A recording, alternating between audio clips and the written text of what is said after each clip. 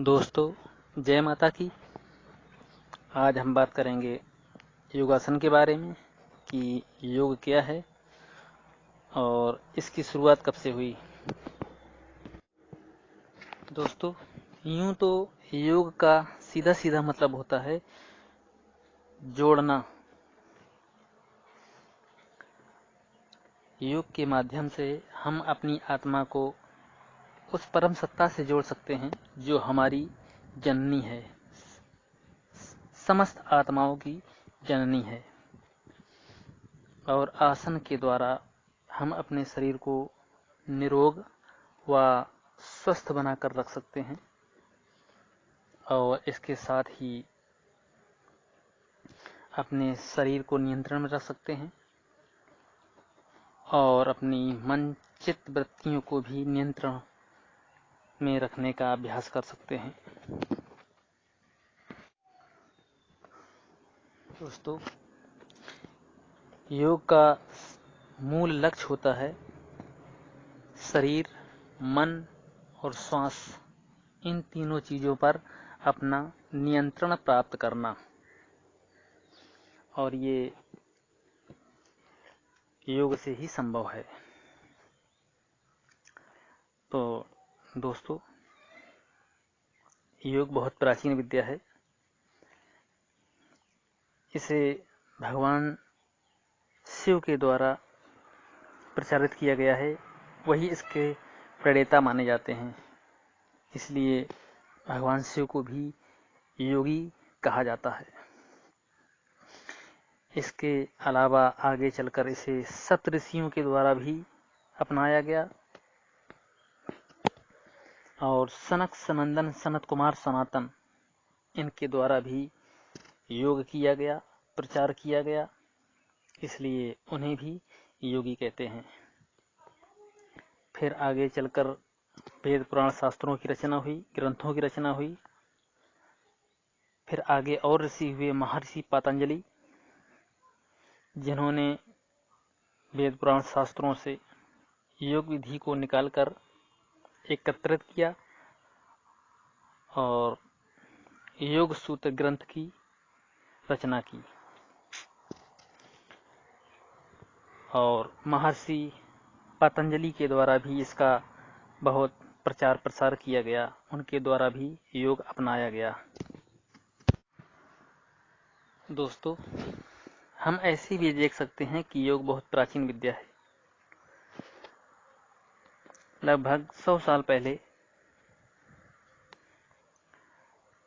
मोहनजोदड़ो की खुदाई के दौरान सरकार को कुछ सिक्के मिले थे जिसमें योगासन की कुछ आकृतियां उभरी हुई थीं।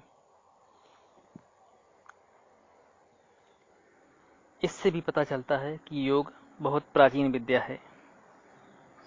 और इसके अलावा भी लगभग 5000 साल पहले भगवान श्री कृष्ण ने गीता के 4थे अध्याय में कहा अर्जुन से, हे अर्जुन, इमं विवस्वते योगम प्रोक्तवान्यहं व्ययम् विवस्वान् मनवे प्राह मनु इक्ष्वाकवे अब्रीत। अर्थात, हे अर्जुन, बहुत समय पहले मैंने इस योग को सूर्य से कहा था और सूर्य ने अपने पुत्र मनु से कहा और मनु ने अपने पुत्र इक्ष्वाकु से कहा और कुछ समय तक के लिए फिर यह योग लुप्त हो गया। और आज तू मेरा प्रिय सखा है, इसलिए वही योग को आज मैं तुझसे कहता हूं। तो दोस्तों, ये 5000 साल पहले की बात है और जैसा हमने बताया कि योग बहुत प्राचीन है, ऋषि मुनियों की देन है। और तो इस दृष्टि से योग हमारी मूल धरोहर और संस्कृति है। इसे अपनाएं और इसका लाभ उठाएं।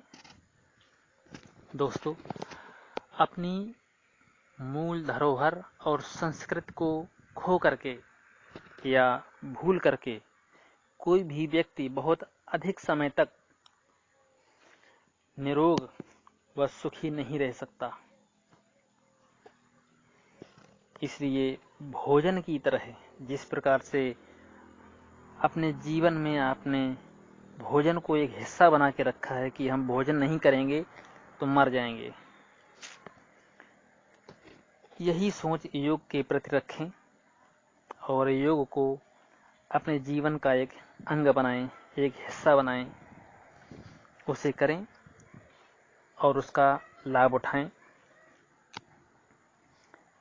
एक बात का ध्यान अवश्य रखें कि नशे व मांसाहार से मुक्त जीवन जिएं और अपने बच्चों को भी नशे से दूर रखें और इसका लाभ उठाएं, इसको करें, अपनाएं और इसका प्रचार प्रसार करें, इसको आगे बढ़ाएं।